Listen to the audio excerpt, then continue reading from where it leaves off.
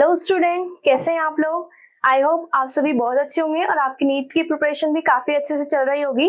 आज मैं यहाँ पर नीट के बॉटनी सेक्शन के कुछ क्वेश्चंस लेके आई हूँ जो आपकी प्रिपरेशन को और भी बूस्ट अप करेंगे। चलो स्टार्ट करते हैं। Okay, first question is what is the full form of NaA। अब NaA की फुल फॉर्म पूछ रहा है। फर्स्ट ऑप्शन देखिए, nitrogenous acetic acid. Second one is naphthalene acetic acid. Third one is naphthalene acetone acetate and fourth one is naphthalene amine acetate. Okay, आपको पता होगा, आपने पढ़ा होगा प्लांट ग्रोथ हार्मोन, जिसमें हम लोगों ने प्रमोटर एंड इनिबिटर दो तरह के प्लांट ग्रोथ हार्मोन्स पढ़े थे। उसके अंदर आपने प्रमोटर के अंदर ऑक्सीन पढ़ा था। ठीक है, अब ऑक्सीन में ऑक्सीन जो होता है वो ऑक्सीन के भी दो फॉर्म होते हैं, natural and synthetic. Natural oxygen जो था इसके अंदर हम लोगों ने देखे थे indole acetic acid, indole butyric acid. ठीक है, एंड सिंथेटिक ऑक्सीजन के अंदर हम लोगों ने देखा था naphthalene acetic acid, indole propionic acid, 2,4-D, 2,4,5-T। ठीक है, ये सब हम लोगों ने कहा देखे थे सिंथेटिक ऑक्सीजन में। तो हमारा आंसर क्या आ जाएगा, नैप्थलीन एसिटिक एसिड। क्लियर बच्चों? ठीक है, फर्स्ट क्वेश्चन क्लियर है सबको। चलिए next. Okay, what is a type of the plant growth inhibitor. अब वो आपसे इनहिबिटर पूछ रहा है। अभी देखिए, फर्स्ट ऑप्शन में दिया है डोरमिन, सेकेंड ऑप्शन में दिया है abscission second, third option is inhibitor beta and fourth one is ओल। अब अगर आप लोगों ने अच्छे से एब्सिसिक एसिड पढ़ा होगा तो आपको पता होगा कि वहां पर डिफरेंट जो रिसर्चर है उन्होंने इंडिविजुअली डिफरेंट मटेरियल से इन सारे सब्सटेंस को आइसोलेट किया था। बाद में ये पता चला कि डोरमिन, एब्सिशन सेकेंड, इनहिबिटर बीटा, इन सभी का केमिकल कंपोजिशन एक ही जैसा है, यानी कि बाद में इसको नाम दे दिया था क्या, एब्सिसिक एसिड। और एब्सिसिक एसिड जो होता है वो एक प्लांट ग्रोथ इनहिबिटर है। तो आपका आंसर क्या जाएगा, ओल। ठीक है, चलिए नेक्स्ट। ओके, बहुत ही इजी क्वेश्चन है और थोड़ा सा समझने वाला भी है। Which of the following are the unicellular organism? Unicellular organism आपसे पूछ रहा है। चलिए, फर्स्ट ऑप्शन में दिया हुआ है आपको रेड एल्गी। अब आपको पता है रेड एल्गी जो होता है वो किससे बिलोंग करता है, रेड एल्गी किस में आता है, प्लांट किंगडम में आएगा। प्लांट किंगडम में भी कहां पे, थैलोफाइटा। ठीक है, तो रेड एल्गी किस में आते हैं, प्लांट्स के अंदर। चलिए नेक्स्ट, सेकेंड वन दिया blue green algae. Blue green algae अगर आप लोगों ने बायोलॉजिकल क्लासिफिकेशन पढ़ा है तो बायोलॉजिकल क्लासिफिकेशन में हम लोग जो पूरे के पूरे ऑर्गेनिज्म है उनको 5 किंगडम में डिवाइड किया है, Monera, protista, fungi, Plantae, animalia. तो जो मोनेरा किंगडम है ब्लू ग्रीन एल्गी किसमें आता है, मोनेरा के अंदर। चलिए next, brown algae. Brown algae again किसमें आता है, प्लांट किंगडम के अंदर। Next, golden algae. Golden algae जो होते हैं वो किसमें आते हैं, प्रोटिस्टा किंगडम के अंदर। किसमें आता है, प्रोटिस्टा किंगडम के अंदर। तो अब आप लोगों को ये पता होगा kingdom Monera and kingdom protista में हम लोग यूनिसेलुलर ऑर्गेनिज्म को रखते हैं। किंगडम फंजाई से लेकर एनिमेलिया तक आते हैं मल्टी सेलुलर ऑर्गेनिज्म, कुछ एक्सेप्शन है उनको छोड़ करके। ठीक है, तो हमारा आंसर जो हमें यहाँ पर दिया हुआ है इसके अकॉर्डिंग जो है यूनिसेलुलर ऑर्गेनिज्म के अंदर हमारा कौन जाएगा, एक तो आपका blue green algae and second one is golden algae. तो आपका इस तरह का ऑप्शन कहाँ देख रहा है, बी और डी, तो आपको मिल रहा है थर्ड इसके अंदर। तो आपका आंसर क्या जा रहा है, थर्ड। ठीक है, क्लियर है बच्चों? ठीक है, चलो नेक्स्ट क्वेश्चन। अगेन फिर से एक स्टेटमेंट वाला क्वेश्चन है। Select the correct statement for the mycoplasma. अब आपको पता है माइकोप्लाज्मा क्या होता है, स्मॉलेस्ट ऑर्गेनिज्म। चलिए फर्स्ट स्टेटमेंट पढ़ते हैं। It is a prokaryotic organism. क्या है ये, प्रोकैरियोटिक ऑर्गेनिज्म। ठीक है, बिल्कुल करेक्ट। सेकेंड ऑप्शन दिया हुआ ओनली वर्ड दिया हुआ है, देखो ओनली पैथोजेनिक इन प्लांट, यानी कि सिर्फ प्लांट के लिए पैथोजेनिक हो गया, no, mycoplasma pathogenic for the animal and plant. तो सेकंड स्टेटमेंट जो हो गया हमारा क्या हो गया, गलत हो जाता है। थर्ड स्टेटमेंट देखिए, it is the smallest living organism या लिविंग सेल, ठीक है, ये क्या है, स्मॉलेस्ट लिविंग सेल है, तो बिल्कुल correct. Next one is it can survive without oxygen, यानी कि विदाउट ऑक्सीजन भी सर्वाइव करेगा, तो ये भी बिल्कुल करेक्ट है। तो आप लोगों के अभी यहाँ पे पूछ क्या रहा है, करेक्ट स्टेटमेंट पूछ रहा है, ठीक है, तो करेक्ट में क्या क्या जाएगा, A C and D. A C D कहाँ है, देखिए ए सी डी हमें कहाँ मिल रहा है, ऑप्शन नंबर 1 के अंदर, तो आपका करेक्ट आंसर जाएगा ए सी डी। क्वेश्चन को प्रॉपरली पढ़िए और उसमें क्या पूछ रहा है उसके अकॉर्डिंग आप आंसर करिए, तो इसका आंसर क्या होगा, 1, ठीक है। चलिए नेक्स्ट, ठीक है, अब थोड़ा ऐसा लेंथी क्वेश्चन दिख रहा है, लेंथी क्वेश्चन देख के घबराना नहीं है, डरना नहीं है। देखो क्या पूछ रहा है, given the below are 2 statement, okay, statement 1, within the cell ribosome are found not only in the cytoplasm but also within the 2 organelle chloroplast, implant and mitochondria, ठीक है, एंड ऑन ER, ठीक है, कौन सी ER, SER, SER का मतलब smooth endoplasmic reticulum. अब आपको पता है कि स्मूथ एंडोप्लाज्मिक रेटिकुलम, उसका नाम है इसीलिए स्मूथ है क्योंकि वहां पर राइबोसोम एब्सेंट होंगे, जबकि ये इस स्टेटमेंट के अकॉर्डिंग ये क्या कहना चाह रहा है, राइबोसोम साइटोप्लाज्म के अलावा माइटोकॉन्ड्रिया और क्लोरोप्लास्ट में तो होंगे, उसके साथ SER के ऊपर होंगे, जो कि पूरी तरह से क्या है, गलत है। ये जो SER दिया हुआ है, ठीक है, ये आपका क्या है, यहाँ पर हमारे पास जो है SER जो है इसके ऊपर हमारे पास राइबोसोम नहीं होंगे, तो आपका स्टेटमेंट 1 जो होता है वो क्या होता है, रॉन्ग है, क्लियर है। सेकेंड स्टेटमेंट देखिए, prokaryotic cell are generally smaller and multiply more rapidly than the eukaryotic cell, बिल्कुल सही। अगर स्मॉल सेल है तो आपको पता है कि वो ज्यादा रैपिडली ग्रो करेगी, ज्यादा रैपिडली मल्टीप्लिकेशन करेगी, तो सेम, यानी कि जो सेकंड स्टेटमेंट है वो हमारा पूरी तरह से क्या है, करेक्ट है। तो इसके अकॉर्डिंग आपका आंसर क्या जाएगा, देखो फर्स्ट ऑप्शन में दिया है both the statement first and statement second are incorrect, तो ये नहीं होगा। नेक्स्ट देखिए, statement 1 is a correct but statement second is incorrect, ये भी नहीं होगा। थर्ड देखो, statement 1 is incorrect and but statement 4 is correct, ये हमारा सही आंसर है। एंड फोर्थ दिया है both statement first and second are correct, तो हमारा आंसर क्या आ जाएगा, third, statement 1 is incorrect and statement second is a correct, clear है, ओके, तो आंसर है हमारा क्या इसमें, थर्ड। चलिए next, select the incorrect match, incorrect match पूछ रहा है आपसे। चलिए सबसे पहले सब मेटासेंट्रिक। अब अगर आप लोगों ने टाइप ऑफ क्रोमोसोम पढ़े होंगे, ठीक है, हम लोगों को पता है कि क्रोमोसोम को हमने सेंट्रोमियर की पोजीशन के बेसिस पे 4 टाइप में डिवाइड किया है, ठीक है। कौन कौन से क्रोमोसोम, सबसे फर्स्ट आता है मेटासेंट्रिक, सब मेटासेंट्रिक, एक्रोसेंट्रिक, टेलोसेंट्रिक। तो यहाँ पर क्या दिया हुआ है, सबसे फर्स्ट क्वेश्चन मतलब ऑप्शन में सब metacentric is a type of chromosome, तो यानी कि ये बिल्कुल सही है। सेकंड देखो 70S राइबोसोम, जो कि एक टाइप ऑफ राइबोसोम है, ये भी बिल्कुल सही है। थर्ड देखिए cristae, cristae folding of membrane, और किसकी मेम्ब्रेन, माइटोकॉन्ड्रियल इनर मेम्ब्रेन, तो यानी कि ये भी क्या है आपका करेक्ट है। लास्ट देखो ल्यूकोप्लास्ट एंड क्रोमोप्लास्ट, ये थोड़ा सा इधर शिफ्ट हो गया है, ल्यूकोप्लास्ट तथा क्रोमोप्लास्ट टाइप ऑफ ER, तो ये जो है आपका क्या हो जाता है, गलत स्टेटमेंट। इतना क्लियर है, इतना क्लियर है बच्चों, ठीक है। तो आपका आंसर जाएगा इसमें, यानी कि अगर आपसे करेक्ट वो पूछ रहा है तो आंसर क्या होगा इसमें आपका फोर्थ, क्लियर है। फोर्थ स्टेटमेंट आपका गलत दिया, बाकी सारे मैच जो है वो बिल्कुल करेक्ट है। नेक्स्ट अगेन फिर से वो इनकरेक्ट मैच पूछ रहा है। अब इनकरेक्ट मैच में देखिए सबसे फर्स्ट है पैरेन्काइमा। आपको प्लांट टिश्यू पता है, प्लांट टिश्यू में हम लोगों ने 2 तरह के टिश्यू देखे थे, meristematic and permanent tissue. Meristematic को फर्दर हमने डिवाइड किया है, ठीक है, कौन कौन सा, apical, lateral, intercalary. Permanent tissue simple and complex permanent tissue, ठीक है। तो सिंपल में पैरेन्काइमा, स्क्लेरेन्काइमा, कोलेन्काइमा, ठीक है। कॉम्प्लेक्स परमानेंट टिश्यू में आपका क्या आएगा, जाइलम एंड फ्लोएम। तो यहाँ पे देखिए फर्स्ट ऑप्शन दिया हुआ है पैरेन्काइमा, उसके आगे लिखा हुआ परमानेंट टिश्यू, यानी कि ये सही है, ठीक है। सेकंड दिया हुआ है कोलन कायमा, यहाँ पर लिखा हुआ है सिंपल टिश्यू, ऑब्वियसली ये सिंपल परमानेंट टिश्यू, ये भी सही है, ठीक है।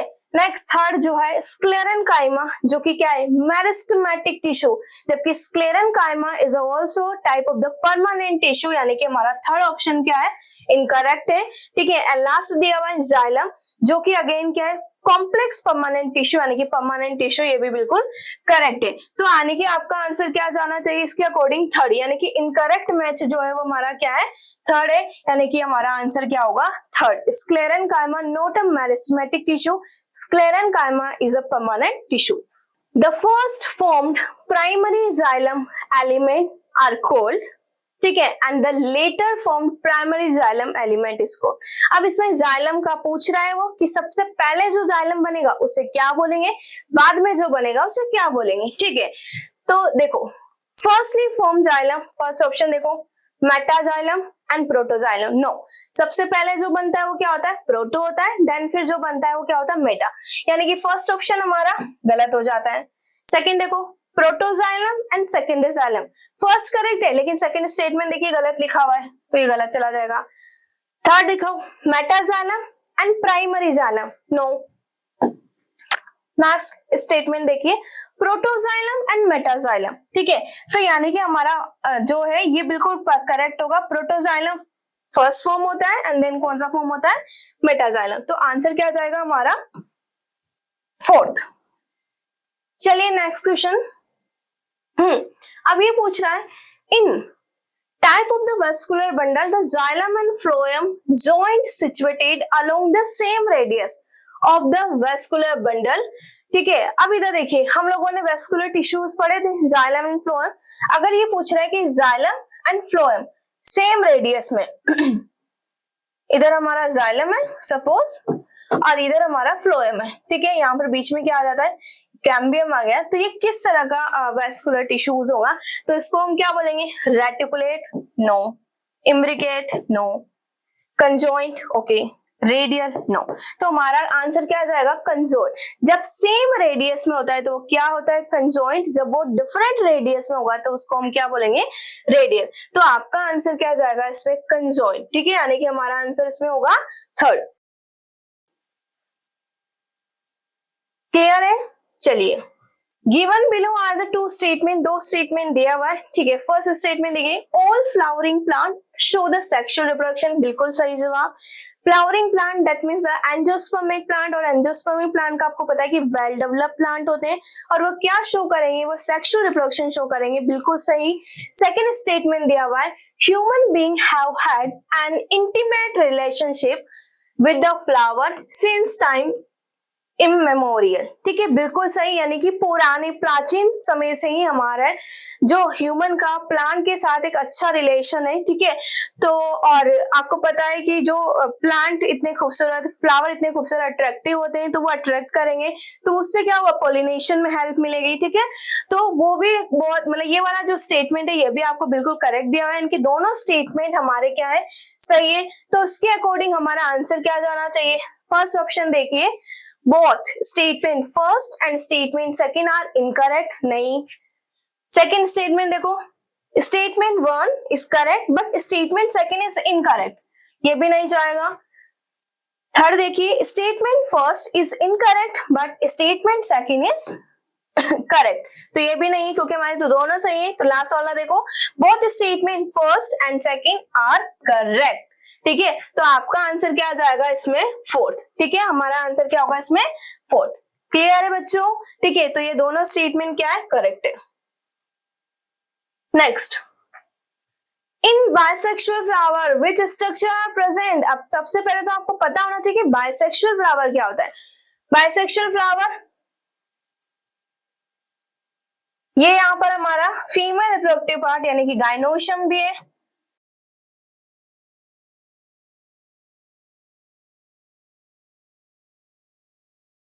ठीक है। ये हमने एक रफली फ्लावर का स्ट्रक्चर ड्रॉ किया है, ठीक है। अब इधर देखो यहाँ पर हमारे पास फ्लावर के अंदर ये वाला जो पार्ट होता है ये वाला कौन सा वर्ड है, इसको हम क्या बोलेंगे, ये पूरा का पूरा जो है वो क्या है, मेल रिप्रोडक्टिव वर्ड है, ठीक है। एंड ये वाला जो दिखाई दे रहा है स्टिग्मा स्टाइल ओवरी, ये हमारा फीमेल रिप्रोडक्टिव वर्ल है। क्या ये फीमेल रिप्रोडक्टिव वर्ल है, ठीक है। अब इधर देखिए बाइसेक्सुअल फ्लावर का मतलब होता है ऐसा फ्लावर जिसमें दोनों स्ट्रक्चर प्रेजेंट है, मेल रिप्रोडक्टिव स्ट्रक्चर भी है और फीमेल रिप्रोडक्टिव स्ट्रक्चर भी यहाँ पर प्रेजेंट है। तो इधर देखो फर्स्ट ऑप्शन दिया हुआ है इसमें बोथ एंड्रोशियम एंड गाइनोशियम। अब आपको पता है कि ये जो पूरा स्ट्रक्चर होता है ये वाला, ठीक है, दैट मीन्स ये जो स्ट्रक्चर है हमारा क्या है, इसको हम स्टैमन भी बोल देते हैं। And stamen is also known as androecium, यानी कि एंड्रोशियम भी, यानी कि पहला ऑप्शन बिल्कुल करेक्ट है, यानी कि दोनों। दूसरा लिखा है बोथ स्टेमन एंड कार्पल, ठीक है। अब फर्स्ट था एंड्रोशियम गाइनोशियम, गाइनोशियम में बता देती हूँ, गाइनोशियम ये वाला फीमेल रिप्रोडक्टिव पार्ट जो होता है स्टिग्मा स्टाइल ओवरी, ठीक है, ये हमारा फीमेल रिप्रोडक्टिव पार्ट है जिसको हम क्या बोल रहे हैं, गाइनोशियम।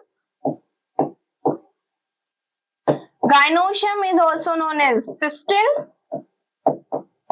और इसी को हम क्या बोलते हैं, कार्पल भी, क्या बोलते हैं इसको, कार्पल, ठीक है। तो फर्स्ट जो दिया हुआ है उसमें दिया है एंड्रोशियम गाइनोशियम, बिल्कुल करेक्ट। सेकंड स्टेटमेंट देखो बोथ स्टेमन एंड कार्पल, बिल्कुल सही। थर्ड ऑप्शन दिया हुआ है बोथ स्टेमन पिस्टिल, यानी कि उसी का नाम चेंज कर दे, ये भी सही। तो इसमें आप लोगों का आंसर क्या होना चाहिए बेटा, फोर्थ, यानी कि सारे स्टेटमेंट यहाँ पे बिल्कुल करेक्ट है, तो आंसर क्या होगा, फोर्थ। क्लियर है, ठीक है। क्वेश्चन ऐसा नहीं जल्दबाजी में आप लोग, कुछ बच्चे क्या करेंगे, इसको सिर्फ फर्स्ट ऑप्शन पढ़ेंगे और फटाफट से उसको क्लिक कर देंगे, बाकी स्टेटमेंट देखेंगे ही नहीं, जिसकी वजह से क्या होगा हमारा, तो क्वेश्चन आपको प्रॉपर्ली सारा पढ़ना है। बहुत इजीली उसने सारे ऑप्शन दिए, बस थोड़ा सा उनको चेंज कर दिया है, तो आपको पूरा पढ़ना है और क्या दिया है उसके अकॉर्डिंग आंसर करना है, ठीक है। तो आपका आंसर क्या होगा यहाँ पे, फोर्थ। चलिए next, monosporic development. Next one is monosporic development से आप क्या समझते हैं, क्या होता है मोनोस्पोरिक डेवलपमेंट। अब मोनोस्पोरिक डेवलपमेंट अगर आप लोगों ने सेक्सुअल रिप्रोडक्शन पढ़ा है तो उसमें अच्छे से पता होगा कि जो मेगास्पोर होता है, मेगास्पोर आगे जाके फर्दर डेवलप होगा, ठीक है, वो एक सिंगल मेगास्पोर आगे जाके पूरा एम्ब्रियो से कैसे बनाता है, वही क्या होता है, मोनोस्पोरिक डेवलपमेंट। अब हमारे ऑप्शन देखिए, formation of the calyx from the single spore, no, calyx क्या होता है, सबसे आउटर मोस्ट वर्ड है, ठीक है, तो हमारा पहला ऑप्शन गलत हो जाता है। दूसरा ऑप्शन देखो, formation of the corolla from the single spore, corolla, corolla क्या होता है, सेकंड वर्ड जो कि कलरफुल होता है, सिंगल मेंबर को क्या बोलते हैं, पेटल, ये भी गलत हो जाता है। थर्ड देखिए, formation of the embryo sac from the single megaspore, बिल्कुल सही। हमें पता है हमारे पास एक सिंगल मेगास्पोर यानी कि ये फंक्शनल मेगास्पोर होगा, ये फंक्शनल मेगास्पोर का जो न्यूक्लियस है फर्स्ट पहले ऐसे दो में टूटेगा, फिर इसके बाद ये फर्स्ट माइटोसिस, ये सेकंड माइटोसिस, फिर ये थर्ड माइटोसिस, ठीक है। अब इसके बाद फाइनली जो होगा वो हमारे पास इस तरह से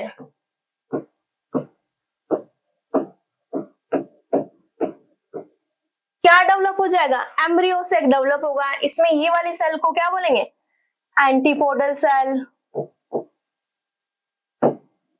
यहां पर ये हमारी कौन सी सेल होगी, एग सेल, ठीक है। ये वाला क्या होगा आपका, सिनर्जिड, ठीक है। ये दिख रहे हैं आपको बीच में दो न्यूक्लियाई, पोलर न्यूक्लियाई। तो ये पूरा स्ट्रक्चर जो है, इस पूरे स्ट्रक्चर को क्या बोलते हैं, एम्ब्रियोसेक। ये पूरा का पूरा क्या है, एम्ब्रियोसेक।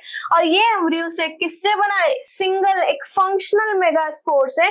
तो ये क्या कहलाता है, ये पूरा डेवलपमेंट क्या कहलाएगा, मोनोस्पोरिक डेवलपमेंट। क्या बोलते हैं इसको, मोनोस्पोरिक डेवलपमेंट। तो आपका आंसर क्या होगा इसमें, third, option third is correct. और लास्ट क्या है, नन ऑफ दीज तो होगा ही नहीं, ठीक है।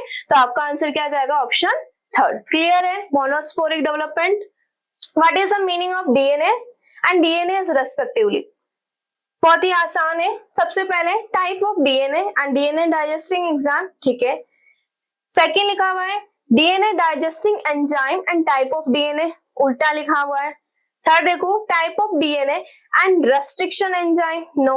DNA digesting enzyme and restriction enzyme, बताइए क्या होगा, बहुत ही आसान।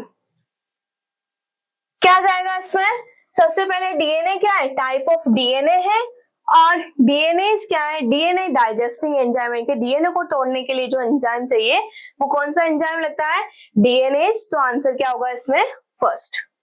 चलिए next question is nucleic acid are the polymer of, nucleic acid किसका पॉलीमर है, ये आपसे पूछ रहा है। सबसे, अब आपको पता है, आपने डीएनए आरएनए अच्छे से पढ़ा ही होगा, ठीक है।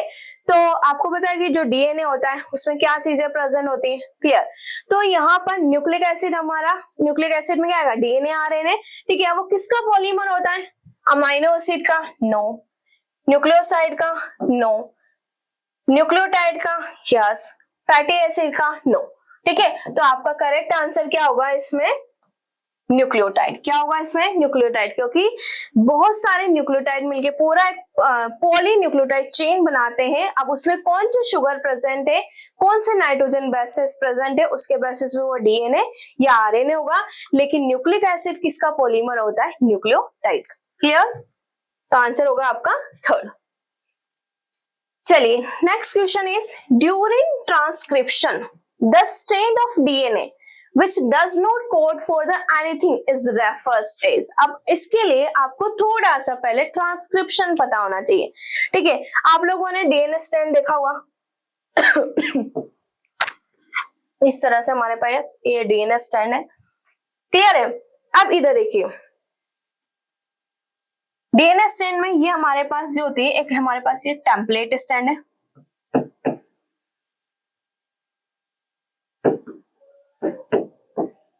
टेम्पलेट स्ट्रैंड जो होती है वो आरएनए यानी कि न्यू न्यूक्लियोटाइड को कोड करेंगे, आरएनए बनाएगी।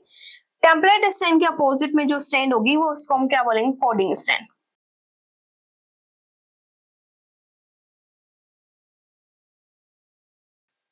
क्लियर। अब आपको पता होना, पूछ रहा है during transcription the strand of DNA which does not code for anything, ये किसी के लिए कोड नहीं कर रहा है। अब इधर देखिए, सबसे पहला पूछा है non coding strand. Non coding is another name of the template strand, यानी कि टेम्पलेट स्ट्रैंड का ही दूसरा नाम है। एंटीसेंस स्ट्रैंड, एंटीसेंस स्ट्रैंड किसको बोलते हैं, हम टेम्पलेट स्ट्रैंड को ही बोलते हैं।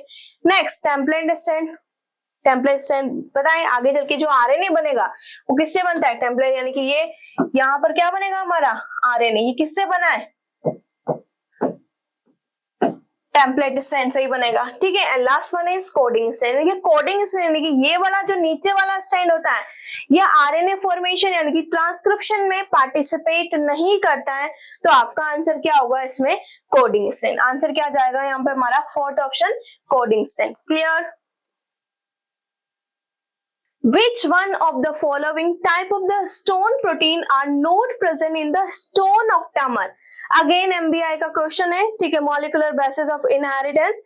अब आपको पता है इसमें अगर आप लोगों ने डीएनए पैकेजिंग अच्छे से पढ़ी होगी तो आप इस क्वेश्चन को ऐसे चुटकी बता के इजीली सोल्व कर दोगे। अब आप लोगों को पता होना चाहिए कि पहले डीएनए पैकेजिंग क्या होता है, ठीक है। आप हम लोगों ने सेल डिवीजन पढ़ा था, उसमें क्रोमोसोम डायरेक्टली बोल रहे हैं कि क्रोमोसोम बन जा रहे हैं, लेकिन क्रोमोसोम बनेगा कैसे, एक पूरा क्रोमेटिन एक कोल्ड मटेरियल था, वो पूरा क्रोमोसोम में कैसे कन्वर्ट हुआ, ठीक है। डीएनए क्रोमोसोम में कैसे कन्वर्ट हुआ, वो पूरा क्या होता है, डीएनए पैकेजिंग। अब डीएनए पैकेजिंग के लिए हमें दो चीजों की रिक्वायरमेंट होती है, एक चाहिए हमें स्टोन प्रोटीन और दूसरा चाहिए हमें डीएनए। क्लियर है। अब आपको पता होगा कि जो स्टोन प्रोटीन होती है वो भी फर्दर 5 टाइप की होती है। 5 टाइप की कौन कौन से stone protein, H1, H2A, H2B, H3 and H4। ये टोटल कितने टाइप के हमारे पास स्टोन प्रोटीन, 5 टाइप के। अब इधर देखो ये 5 टाइप की स्टोन प्रोटीन जो होती है, अब इसमें से कुछ, ठीक है, जैसे कि H2A, H2B, H3 और H4 के कितने कितने मॉलिक्यूल, सबके दो दो मॉलिक्यूल मिलकर के पूरा एक स्ट्रक्चर बना रहे हैं। इस स्ट्रक्चर को हम क्या बोल रहे हैं, हिस्टोन ऑक्टामर। क्या बोलते हैं इसको, हिस्टोन ऑक्टामर, ठीक है। और ये हिस्टोन ऑक्टामर जो होता है ना बेटा, इसी का दूसरा नाम होता है न्यू बॉडी। क्या बोलते हैं हम इसको, न्यू बॉडी। या इसी को बोलते हैं कोर ऑफ न्यूक्लियोसोम। ठीक है, तो इस स्टोन ऑक्टामर के अंदर सिर्फ हमारे पास H2A, H2B, H3, H4, यानी कि कौन से प्रोटीन यहाँ से मिसिंग है आप खुद देखिए, यहाँ पर कौन सी प्रोटीन नहीं होगी, H1 प्रोटीन। तो इधर देखो ऑप्शन में, पहला ऑप्शन में दिया H2A होगा, H3 होगा, H4 होगा, H1 जो है वो हमारे पास इसके अंदर नहीं होगा। तो आपका करेक्ट आंसर क्या होगा, H1 प्रोटीन। ठीक है, नेक्स्ट। अगेन फिर से एमबीआई का क्वेश्चन है। आपको पता है कि एमबीआई जेनेटिक्स कितना इंपॉर्टेंट है। ठीक है, चलिए इसमें देखो we know that today DNA is the genetic material. Which one of the following scientists that are involved in the search for the genetic material? यानी कि इस पूरे मतलब हमें अभी पता है कि DNA एक जेनेटिक मटेरियल है, लेकिन कौन से साइंटिस्ट का कंट्रीब्यूशन है, किसने ये पता लगाया कि DNA जेनेटिक मटेरियल है। तो हमारे पास कुछ ऑप्शंस है, जैसे कि फर्स्ट दिया हुआ है फ्रेडरिक ग्रिफिथ। पता है हम लोगों को फ्रेडरिक ग्रिफिथ ने कौन सा एक्सपेरिमेंट दिया था, ट्रांसफॉर्मेशन। ठीक है, याद करो वो चूहे वाला एक्सपेरिमेंट। ठीक है, चूहे में उन्होंने बारी बारी से R टाइप का स्ट्रेन इंसर्ट किया था, S टाइप का इंसर्ट किया था। ठीक है, स्ट्रेन। ठीक है, तो चूहा कुछ केसेस में मर गया था, कुछ केसेस में सरवाइव कर रहा था। तो वो ट्रांसफॉर्मेशन एक्सपेरिमेंट याद आया कुछ। ठीक है, सेकेंड आता है हमारा शेरमार्क। अभी तो देखो शेरमार्क का DNA की डिस्कवरी में कोई रोल नहीं है, उनका किसमें रोल है, शेरमार्क का rediscover of the Mendel's law, यानी कि मेंडल्स के लॉ को रीडिस्कवर किया था इन्होंने। ठीक है, जेनेटिक मटेरियल की डिस्कवरी, यानी कि डीएनए में इनका कोई रोल नहीं है। थर्ड ऑप्शन आता है हमारा कॉलिन मैक्लिओड। पहला तो हमारा था ट्रांसफॉर्मेशन एक्सपेरिमेंट, सेकंड एक्सपेरिमेंट याद करो बायोकेमिकल एनालिसिस था, जिसमें मैक्लिओड, मैककार्टी, एवेरी ने परफॉर्म किया था। यानी कि जो ट्रांसफॉर्मेशन एक्सपेरिमेंट में जो एस स्ट्रेन था न्यूमोकोकस बैक्टीरिया का, उसका पूरा बायोकेमिकल एनालिसिस किया था। तो यानी कि इनका भी मेन इंपॉर्टेंट रोल है। नेक्स्ट आता है एल्फ्रेड हार्शे। बिल्कुल सही, हार्शे ने हार्शे का लास्ट एक्सपेरिमेंट था बैक्टीरियोफेज वाला। ठीक है, जहां पर हम लोगों ने रेडियो एक्टिव मटेरियल का यूज भी किया था। ठीक है, तो इससे पूरी तरह से इन्होंने प्रूफ कर दिया था कि डीएनए ही जेनेटिक मटेरियल है, यानी कि इनका भी इंपॉर्टेंट रोल है। And fourth one is again Carl Correns. ठीक है, कार्ल करेंस का यहाँ पर कोई रोल नहीं है। ठीक है, तो आपका आंसर क्या होना चाहिए, क्या क्या सही है हमारे पास, फ्रेडरिक ग्रिफिथ, मैक्लिओड एंड हार्शे। तो क्या आंसर जाएगा, ECD। अब ACD ढूंढो कहाँ है, ACD हमें कहाँ मिल रहा है, सेकंड वाले में। तो आपका करेक्ट आंसर क्या होगा, सेकंड। चलिए, in human ABO blood grouping is example of. ठीक है, बहुत ही आसान क्वेश्चन। ठीक है, ABO ब्लड ग्रुपिंग किसका एग्जांपल है, ठीक है, multiple allelism, law of incomplete dominance, law of independent assortment and last one is pleiotropy. ABO blood grouping किसका एग्जांपल है, मल्टीपल एलिलिज्म का। तो आंसर क्या होगा यहाँ पर, फर्स्ट। क्लियर।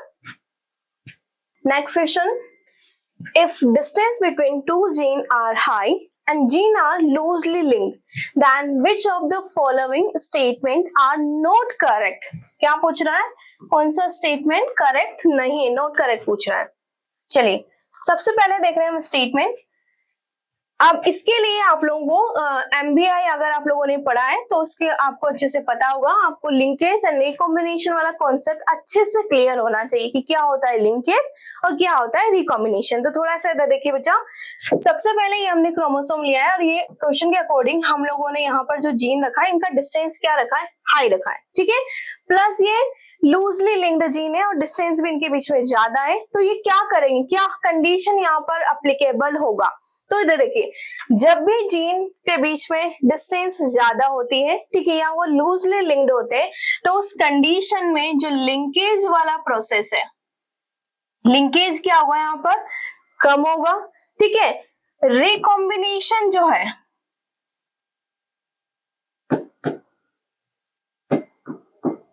यहां पर क्या होगा, हाई होगा। ठीक है, एंड क्रॉसिंग ओवर जो है, अब ऑब्वियसली रिकॉम्बिनेशन हुआ है तो क्रॉसिंग ओवर हुआ है, क्रॉसिंग ओवर भी क्या है यहाँ पर ज्यादा होगा। क्लियर। अब इधर देखिए option 1, linkage between these gene are low. Linkage जो है दोनों जीन के बीच में क्या होगा, कम होगा, बिल्कुल सही, लिंकेज क्या होगा, कम होगा, सही है।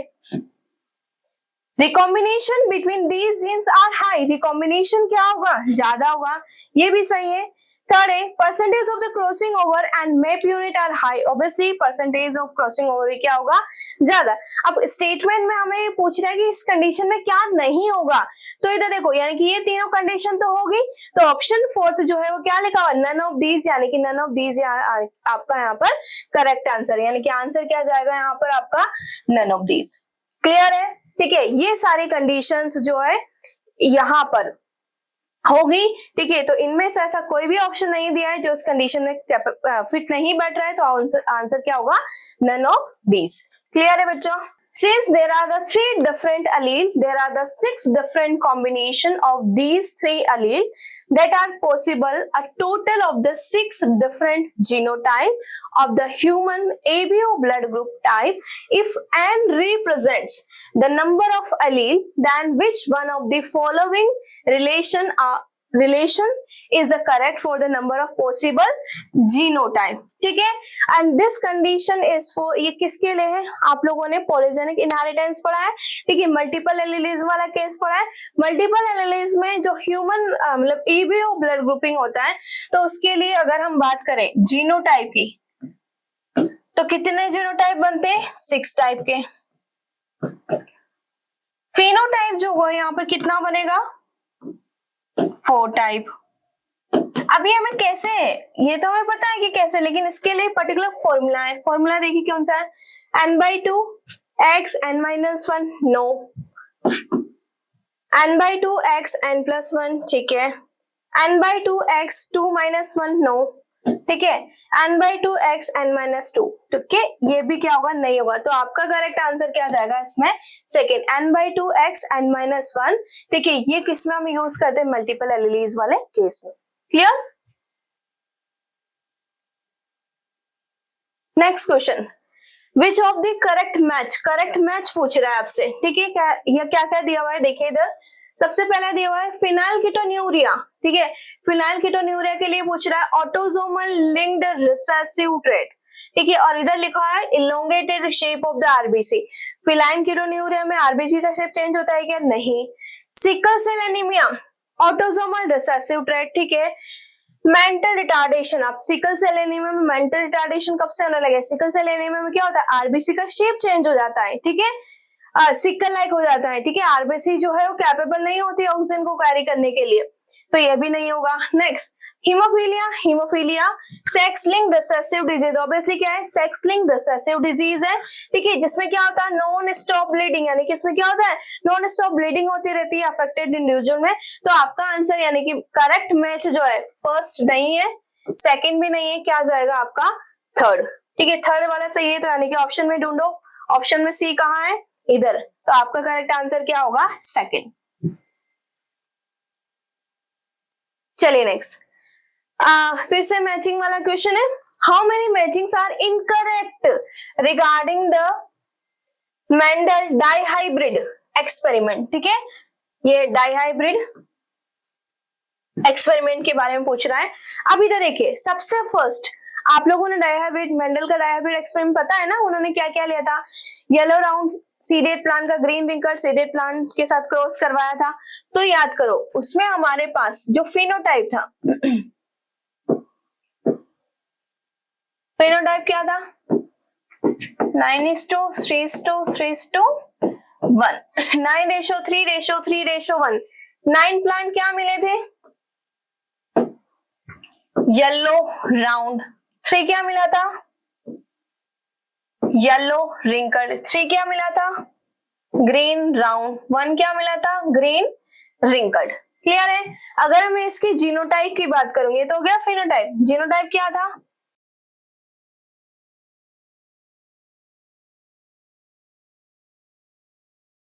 बारह 24 12 1:2 1:2:4:2:1:1:2:1, ठीक है। अब इधर देखिए, पहला ऑप्शन देखो, टाइप ऑफ गैमेट क्या दिया है, 4 टाइप के गैमेट बनते हैं, हाँ बिल्कुल बनते हैं, करेक्ट।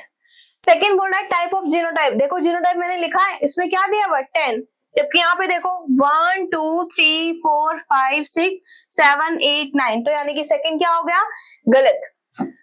थर्ड देखिए टोटल रिकॉम्बिनेशन, टोटल रिकॉम्बिनेशन दिया हुआ है 8, जबकि यहाँ पर टोटल रिकॉम्बिनेशन कितने होंगे 6, yellow wrinkled and green round, यानी कि टोटल 6 प्लांट हमें रिकॉम्बिनेंट मिले थे, ना कि 8, ये भी क्या हो गया, गलत। टोटल प्रोजेनी, टोटल प्रोजेनी कितनी थी, 9 + 3 कितने होंगे 12, 12 + 3 15, 15 + 1 16, टोटल प्रोजेनी क्या होगी हमारी 16, तो यानी कि ये क्या हो गया, करेक्ट।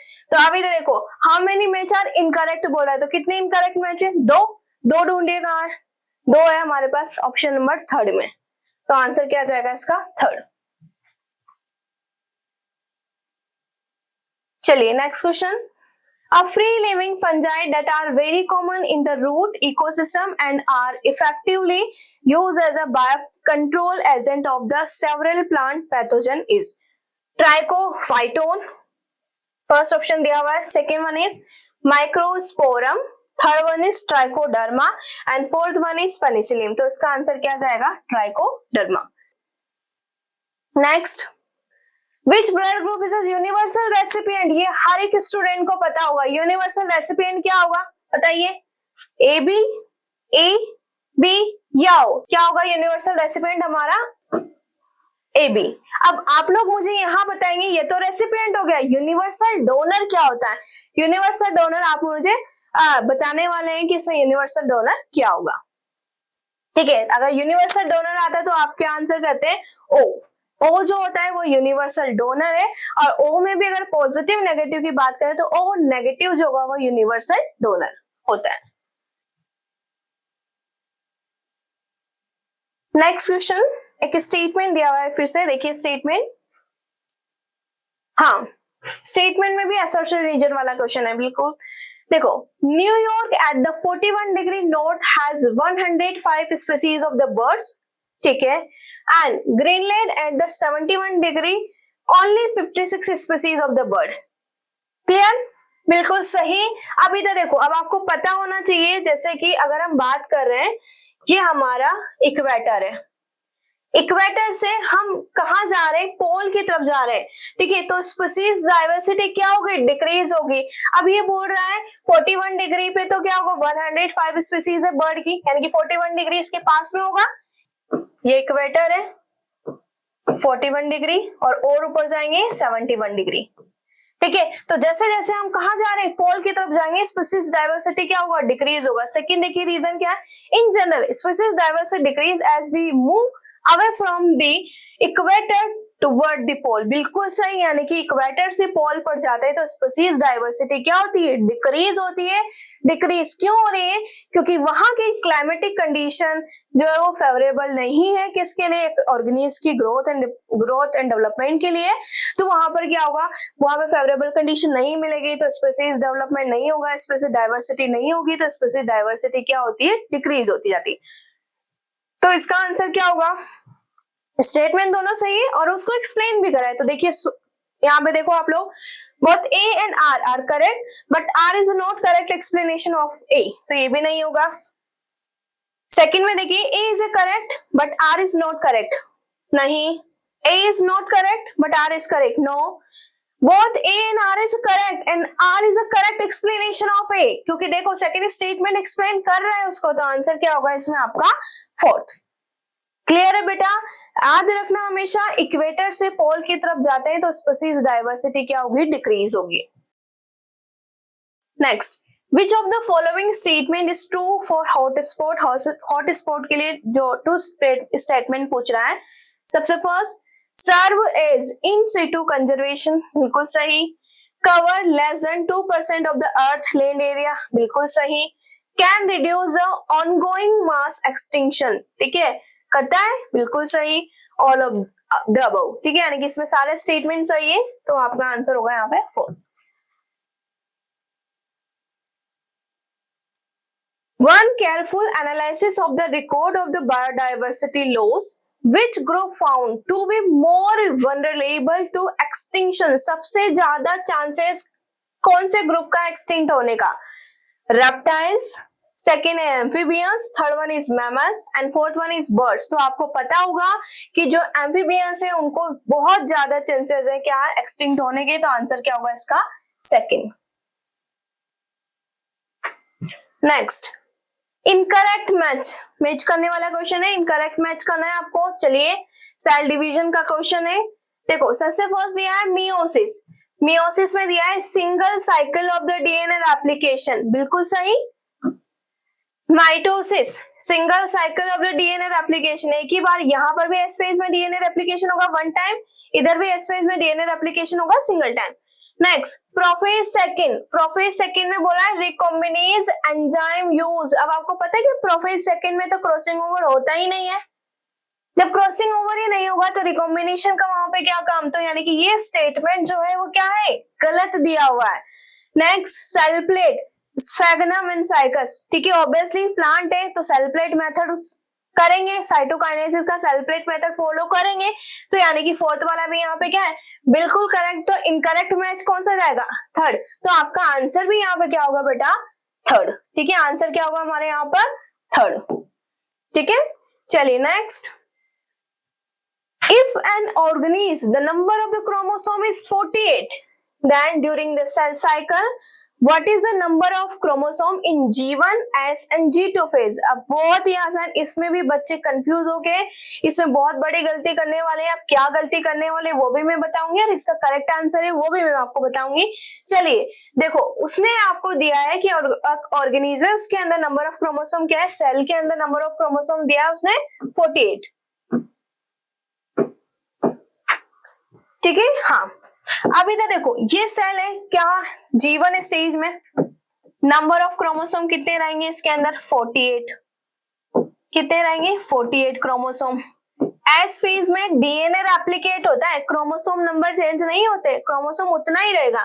तो एस फेज में भी क्या रहेगा इसके अंदर? 48 क्रोमोसोम ही, ठीक है, क्योंकि वहां पर अभी सिर्फ डीएनए है, क्रोमोसोम है ही नहीं। नेक्स्ट, G2 फेज की अगर हम बात करें तो G2 में भी नंबर ऑफ क्रोमोसोम क्या रहेगा? 48 है।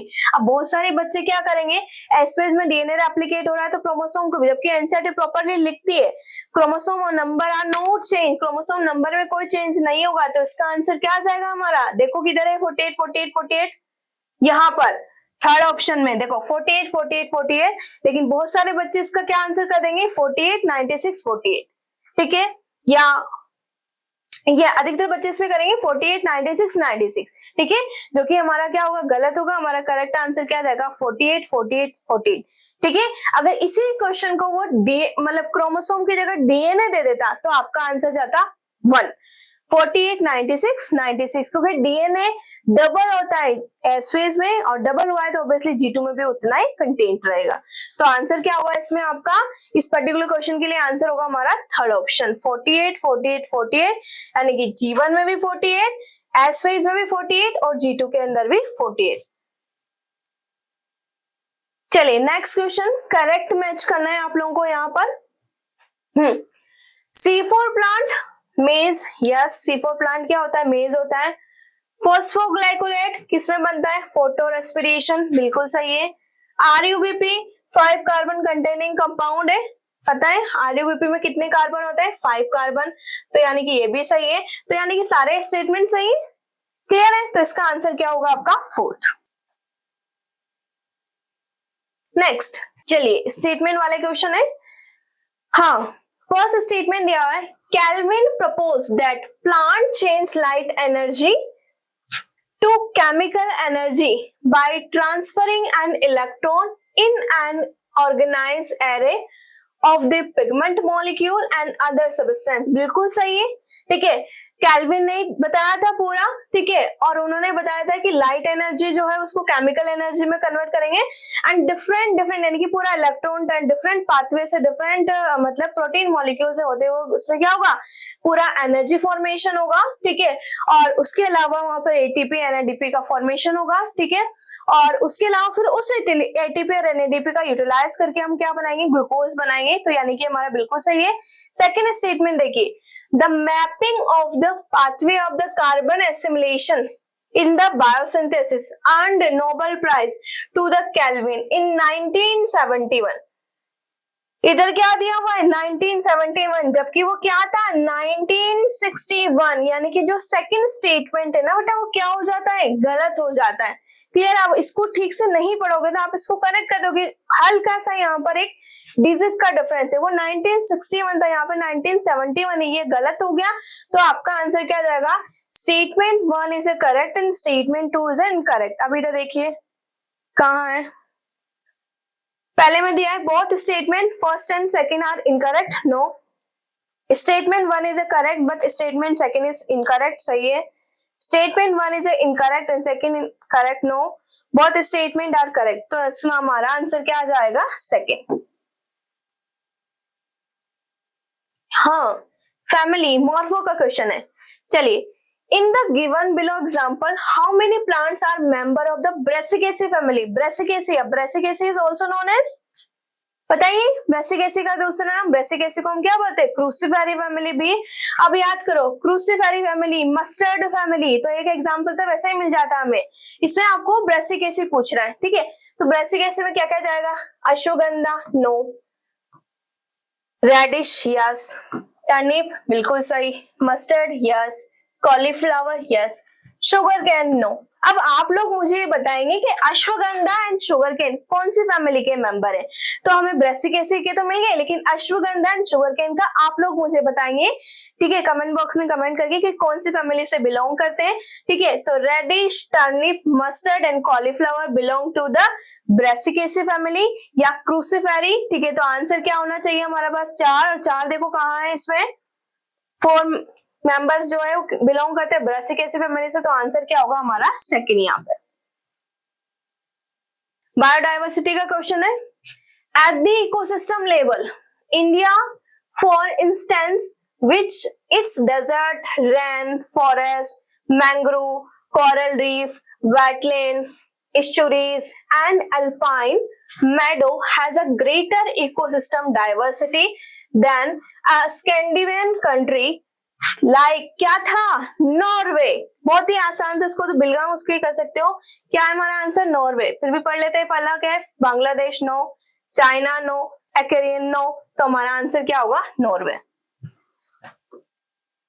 इन the feeding efficiency of the one species might be reduced due to the interfering and inhibitory presence of the other species even if the resources are abundant। क्या कहना चाह रहा है, यानी कि किसी की इंटरफेरिंग प्रेजेंस से दूसरी स्पीसीज जो है उसकी फीडिंग एफिशिएंसी क्या होती जा रही, डिक्रीज होती जा रही। भले ही रिसोर्सेज फुल है लेकिन वो ठीक से नहीं खा पा रहा है, उसकी फीडिंग एफिशिएंसी डिक्रीज हो गई। तो ऐसा किसमें होता है, बताइए मुझे, ठीक है, किसमें होता है ऐसा, इंटरफेरेंस कंपटीशन। किसमें होता है, इंटरफेरेंस कंपटीशन। तो देखो पहला option, interference parasitism, no. Interference commensalism, no. Interference competition, yes.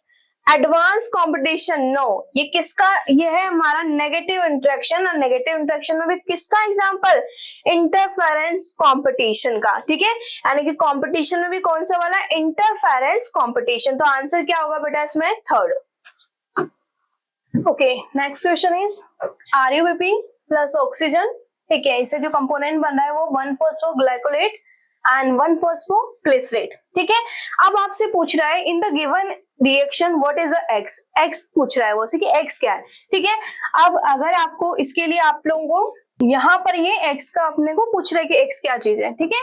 अब इधर देखिए, आप लोगों ने फोटोसिंथेसिस अगर अच्छे से पढ़ा होगा तो आपको पता होगा कि जो एंजाइम्स होते हैं वहां पर कौन कौन से एंजाइम काम करेंगे, ठीक है। फोटोसिंथेसिस में कैल्विन साइकिल के लिए कौन से एंजाइम लगेंगे, C4 साइकिल के लिए कौन से एंजाइम लगेंगे, फोटो रेस्पिरेशन के लिए कौन से एंजाइम लगेंगे। तो इधर देखिए बेटा, सबसे फर्स्ट ऑप्शन दिया हुआ है पेप्टेज, ठीक है। Second one is hexokinase, third one is phosphofructokinase and fourth one is rubisco, ठीक है। RuBP, ribulose one four bisphosphate carboxylase oxygenase enzyme, ठीक है। अब याद करो कि जो रुबिस्को होता है, रुबिस्को क्या करता है, ड्यूअल फंक्शन परफॉर्म करता है। ड्यूअल फंक्शन कैसे, ये क्या करेगा, कार्बोक्सिलेशन भी करता है एंड ऑक्सीजन फिक्सेशन भी करता है।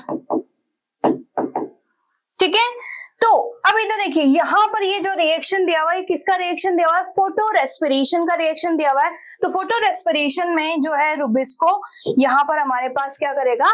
ऑक्सीजन का फिक्सेशन करेगा। ठीक है, चलिए next, select the correct match. Correct match पूछ रहा है आपको, इतने ऑप्शंस दिए हुए हैं। अब इधर देखिए, सबसे फर्स्ट राइजोम दिया हुआ है। ठीक है, आपको पता है राइजोम कहाँ मिलेगा हमें? राइजोम के आगे लिखा हुआ है इक्विसेटम। इक्विसेटम किस में आता है? प्लांट किंगडम के अंदर। ठीक है, तो क्या इक्विसेटम में राइजोम मिलता है? याद करो वो इस तरह का डायग्राम, यहाँ पे इस तरह का रूट लाइक स्ट्रक्चर प्रेजेंट था कुछ इस तरह से।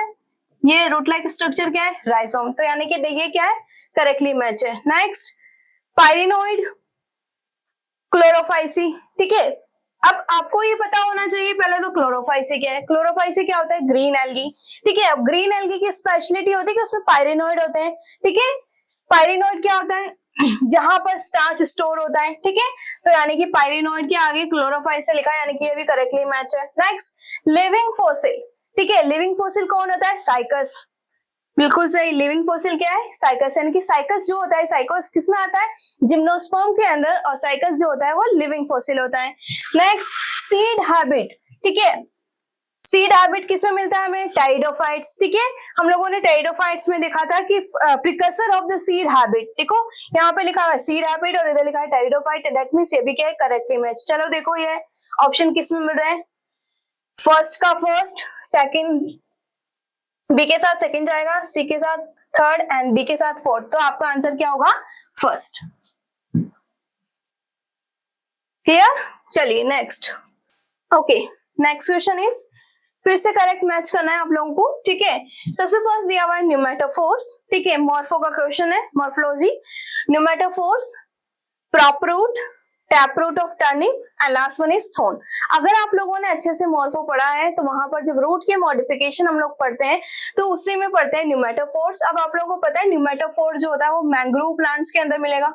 न्यूमेटोफोर्स कहाँ मिलेगा हमें? मैंग्रोव प्लांट्स के अंदर। ठीक है, और ये मैंग्रोव प्लांट की स्पेशलिटी होती है कि इनकी जो रूट्स होती है वो नेगेटिव जियोट्रोपिज्म में शो करेगी। ठीक है, नेगेटिव मतलब ये अपोजिट ग्रेविटी जा रही है। क्लियर है? और ये जो नेगेटिव जियोट्रोपिज्म शो करने वाली रूट्स को ही हम क्या बोलते हैं? न्यूमेटोफोर्स। और इनका क्या वर्क होता है कि ये क्या करे? रेस्पिरेशन करे। ठीक है, तो रेस्पिरेशन देखिए कहाँ है? सेकंड के अंदर रेस्पिरेशन। ठीक है, नेक्स्ट, प्रॉपरूट।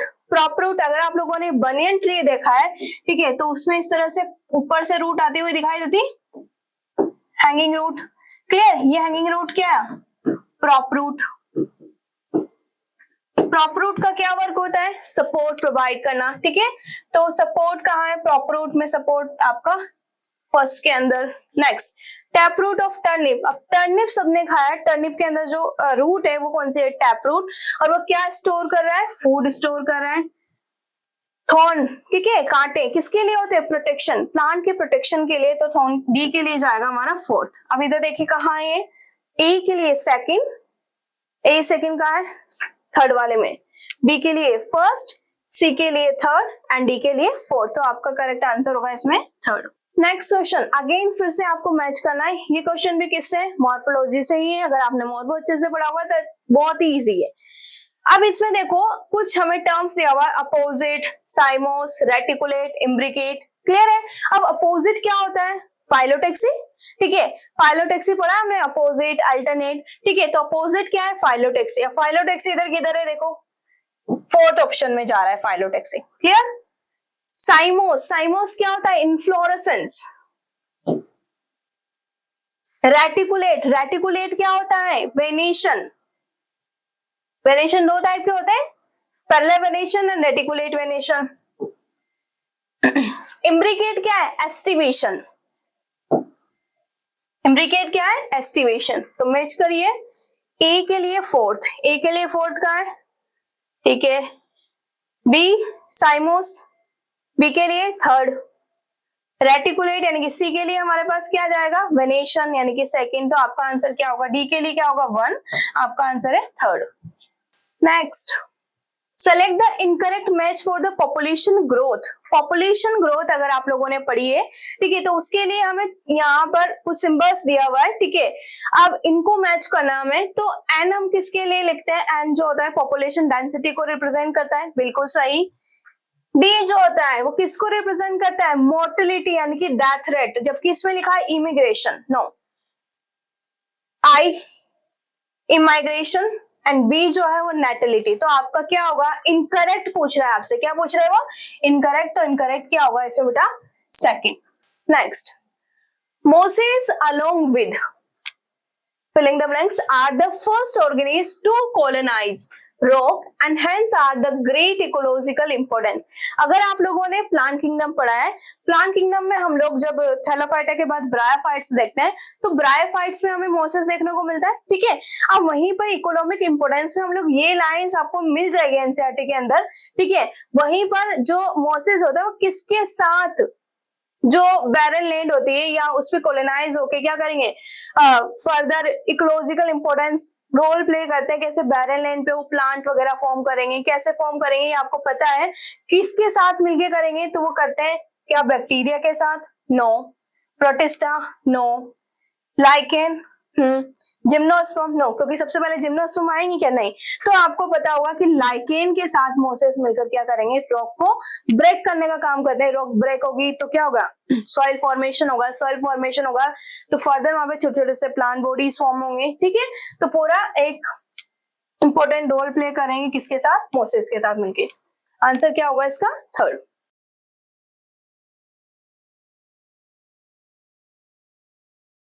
डायग्राम, चलो अब डायग्राम में आपको यहाँ पर 4 डायग्राम दिए हुए हैं, ठीक है, और इसमें आपको इनकरेक्ट मैच ढूंढना है, ठीक है। देखो इनकरेक्ट ढूंढना है, सबसे पहले हमें लीफ दिया हुआ है, लीफ देखो सिंगल लीफ है तो किसमें जाएगा, सिंपल लीफ, बिल्कुल सही, ठीक है।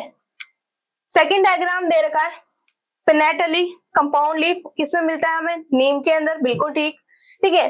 Third one is palmately compound leaf, किसमें मिलेगा हमें, सिल्कोटन, बिल्कुल ठीक।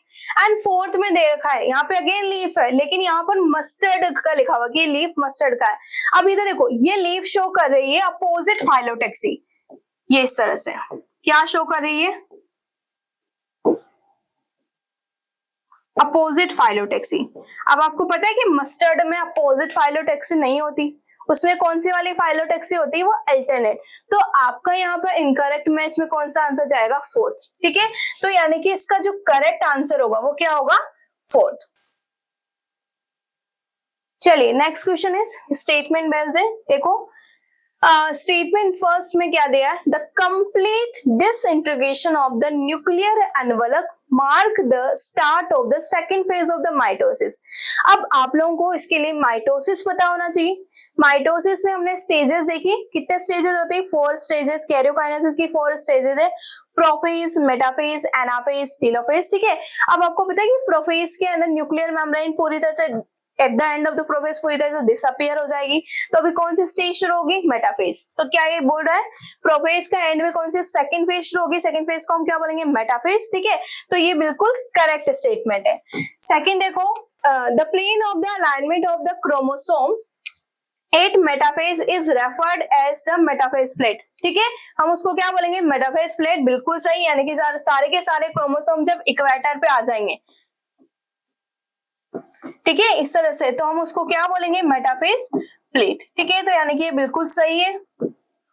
तो हमारे दोनों स्टेटमेंट यहाँ पर क्या है, करेक्ट। अब ऑप्शन देखिए, फर्स्ट में दिया है both statement 1 and statement 2 are incorrect, नहीं। स्टेटमेंट सेकंड में दिया हुआ है statement 1 is correct but statement second is incorrect, ये भी नहीं होगा। थर्ड देखो, statement 1 is incorrect and but statement 4 is correct, no. Next, both statement first and second are correct, तो आपका आंसर क्या होगा, फोर्थ। चलिए next question, which one of the following are the incorrect match, ठीक है। Match पूछ रहा है, वो भी इनकरेक्ट मैच पूछ रहा है, ठीक है। सबसे फर्स्ट है rediscovery of the Mendel's work, ठीक है। किसने की थी, 3 साइंटिस्ट है, कौन कौन से, कार्ल करेंज, ह्यूगो डे व्रिज और टी शर्मा, ठीक है। क्या दिया हुआ इसमें, करेंज, यानी कि पहला वाला बिल्कुल सही मैच है। सेकंड देखो, क्रोमोसोमल थ्योरी ऑफ इनहेरिटेंस, किसने दिया था, सटन एंड बावेरी, ठीक है, तो यहाँ पे क्या हुआ है, दिया हुआ है सर्टेन, बिल्कुल सही है। थर्ड है टर्म लिंकेज। टर्म लिंकेज किसने दिया था, मॉर्गन ने। ड्रोसोफिला में एक्सपेरिमेंट किया था, याद करो। ठीक है, लास्ट दिया हुआ पॉलीजेनिक इनहेरिटेंस। अब पॉलीजेनिक इनहेरिटेंस में इसमें आगे दिया हुआ फिनाइलकीटोन्यूरिया। ठीक है, तो ये इनकरेक्ट मैच हो रहा है, क्या हो रहा है, ये इनकरेक्ट मैच, तो इसका आंसर क्या जाएगा बेटा, 4। Next, reserpine is a chemical constituent of. अब अगर आप लोगों ने अच्छे से इकोलॉजी पढ़ी है तो इस क्वेश्चन को आप बहुत इजीली कर लोगे। यहाँ पर एक केमिकल कंपाउंड दिया हुआ है, ठीक है, रेसरपाइन, और ये पूछ रहा है कि वो कहाँ, मतलब किसका केमिकल कॉन्स्टिट्यूएंट है। ठीक है, तो देखो सबसे फर्स्ट है एट्रोपा बेलेडोना, ठीक है, नो। पाइसम सटाइवम, नहीं। रावल्फिया वोमिटोरिया, ठीक है, एंड एड्रोजाइलम कोका। तो इसका आंसर क्या होगा, रवल्फिया वोमिटोरिया, जो कि कहाँ मिलता है, हिमालयन रीजन में। ठीक है, इस प्लांट के अंदर से हमें ये केमिकल मिलेगा, और इस केमिकल का यूज आपको पता है कि किसके ट्रीटमेंट में किया जाता है, हाइपरटेंशन को ट्रीट करने के लिए इस केमिकल का यूज किया जाता है। तो इसका आंसर होगा 3rd।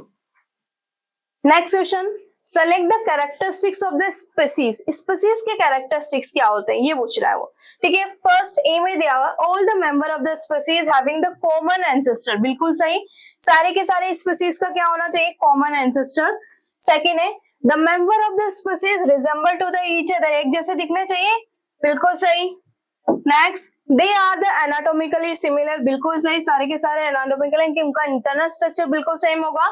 Next, the member of the species can interbreed with each other and there is a no reproductive isolation। ठीक है, यानी कि वो आपस में इंटरब्रीड भी कर सकते हैं, यानी कि स्पीसीज के रेस्पेक्ट में ये चारों के चारों पॉइंट क्या है, सही है। तो इसका आंसर क्या होगा, ऑल। अब ऑल कहाँ दिख रहा है, देखो ए में, ठीक है, तो आपका आंसर क्या होगा, ऑल। ठीक है, तो इसका करेक्ट आंसर जाएगा बेटा 1। क्लियर है, ठीक है। आई होप आप लोगों को ये सारे क्वेश्चंस अच्छे से क्लियर हो गए होंगे। Thank you so much.